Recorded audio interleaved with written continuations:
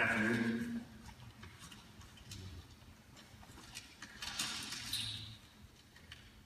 First, I'd like to thank all of you for coming today.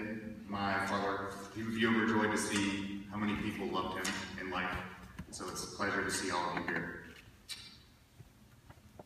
First, I would like to thank Spanish River Church, Dan Myers, for hosting this. My father loves Spanish River. He was a 26-year member of the congregation here. And my family is so grateful that his memorial is being held in this place. I'd also like to thank our neighbors who have been so helpful to my mother and my sister, who have been bringing over food every night to keep us fed and happy. Your simple gestures have meant so much to us, so again, thank you. And I would like to say a special thank you to Ron and Kathy Lakey, who have been more than helpful, taking relatives to and from the airport, coming with us as we make our rounds around town to deal with my father's affair. So thank you for being such warm friends to both my parents, and I appreciate you so much. And I want to say thank you to Troop 356. Thank you for posting the colors this afternoon. You're to me as close as family can be, and you provided the opportunity for me and my father to know each other better through Scouting. Today you will hear from a few speakers, those who knew my father as a friend, a co-worker, scoutmaster, or even Santa Claus. But I'm going to talk about him as my dad. Just a little overview of him. He was born in Cleveland, Ohio in the fall of 1952. His father was a World War II veteran, and he raised his family in a small community on the banks of Lake Erie. Know your history. My father always said it was important to him that we have a sense of who we were. Family vacations would usually involve trips to Air Force museums, Civil War battlefields, things like that.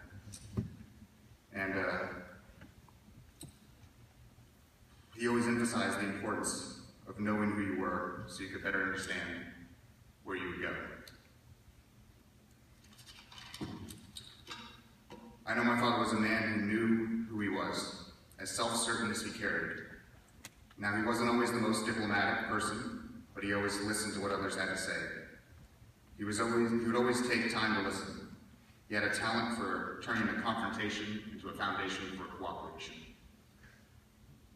Several words come up in conversation when talking with his friends to describe my father: bold, generous, larger than life.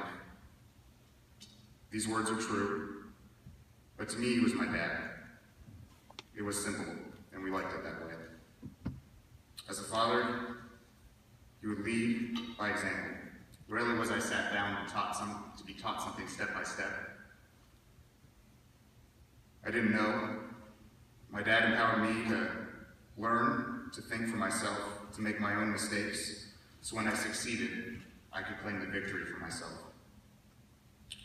It was a confidence he had in me, and until only recently, I've come to appreciate it.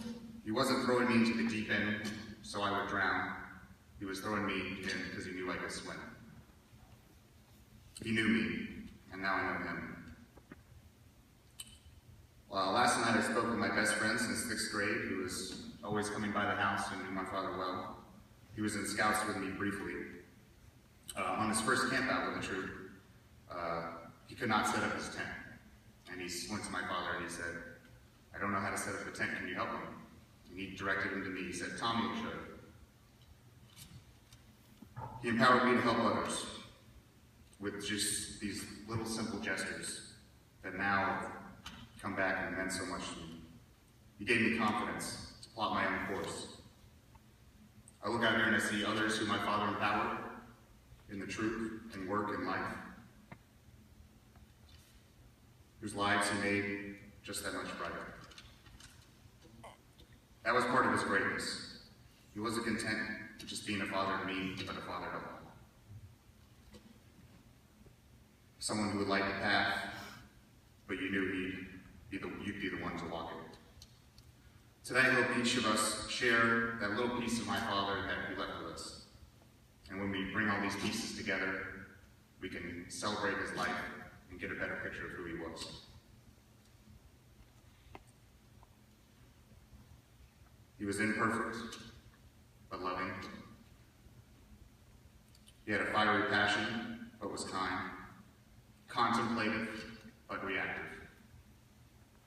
We were lucky to share with him this brief moment of life, but now that moment is past, but we can still be better for him. In Scouts, we have a saying, leave it better than you found it. Leave the world better than you found it. He certainly did. But now it is up to us to honor him. We must be better.